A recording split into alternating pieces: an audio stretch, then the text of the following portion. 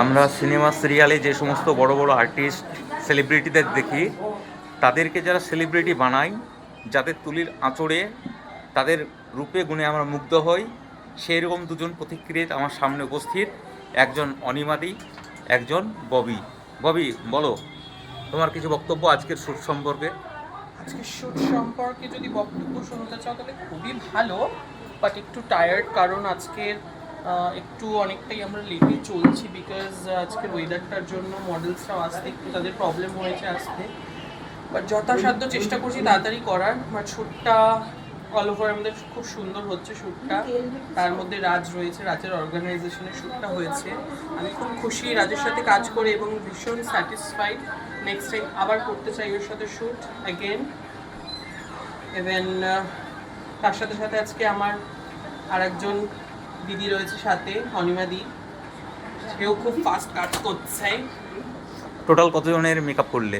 আমরা দুজন মিলিয়ে টোটাল আজকে কতজন করলাম, তাও 16 থেকে 18 জনের মেকআপ আমরা কমপ্লিট করেছি। তাও দুটো তিনটে লুক এক একজনের চেঞ্জ হয়েছে। আজকের মেকআপ সম্পর্কে বা আজকের শ্যুট সম্পর্কে আপনার রিভিউ কি? রিভিউ বলতে চাই, ফার্স্ট টাইম রাজ আর সঞ্জনার এই অর্গানাইজ করা শ্যুটে আসলাম, খুবই ভালো লাগলো। বিহেভিয়ার তো খুবই ভালো, খুবই কোঅপারেটিভ। হ্যাঁ, একটু সময় লেগেছে সবারই, কারণ আমরা অনেকজন মেকআপ আর্টিস্ট, কিন্তু লুকগুলো খুব ভালো এসেছে। আপনারা জানাবেন আমাদের কাজ দেখে যে আমাদের কাজ আপনাদের কেমন লাগে। Thank you.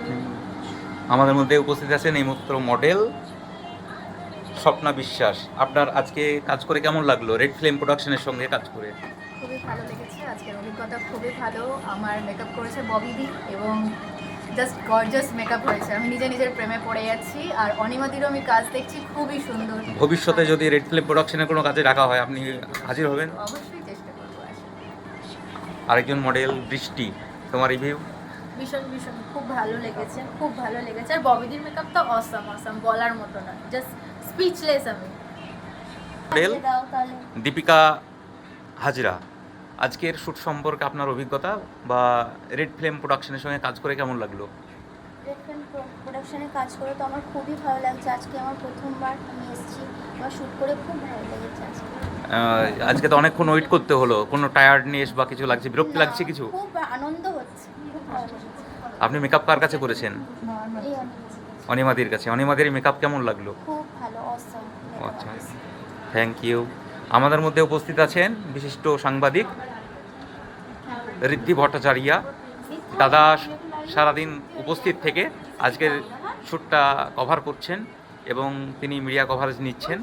তা আপনার কেমন লাগলো? বিভিন্ন শ্যুট তো আপনি কভার করেন, আজকে রেড ফ্লেম প্রোডাকশনের যে শ্যুটটা হলো, অর্গানাইজ হলো দমদমে স্টুডিও 92-তে, ভালোই লেগেছে এবং এইভাবে আরও অর্গানাইজার আরও এগিয়ে আসুক, মডেলদের আরও সুযোগ করে দিই, যাতে তারা ভবিষ্যতে তাদের নিজেদের পোর্টফোলিও আরও ভালো করে বানাতে পারে, এটাই চাই। Thank you.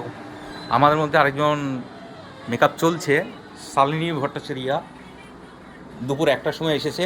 ওর মেকআপ চলছে 8টা 10 বাজে রাত্রি। 7 ঘন্টা ওয়েট করতে হলো। কোনো অধৈর্য বা কোনো বিরক্তি কিছু এসেছে? রেড ফিল্ম প্রোডাকশনের সঙ্গে কাজ করতে কেমন লাগছে? Thank you. আরেকজন মডেল বৃষ্টি, সে দুপুর 12টা থেকে ওয়েট করছে, তারও মেকআপ সবেমাত্র শেষ হয়েছে, এখন তার শ্যুট হবে। তা বলো যে তুমি এতক্ষণ ধরে ওয়েট করলে, কি মানে তোমার ভেতরে কি ইন্সপিরেশন কাজ করছে যে তুমি ওয়েট করলে এতক্ষণ? কারণ মডেলের তো ওয়েট করানো মানে বিশাল ব্যাপার হয়ে যায় অনেক প্রোডাকশন হাউসের। তা তোমার কি মনে হলো যে থেকে যাই, বা রেড ফিল্ম প্রোডাকশন সম্পর্কে তোমার মতামত এক্সপিরিয়েন্স করার জন্য? একদম একদম। আচ্ছা, থ্যাংক ইউ। তুমি এটা লাগাবে না?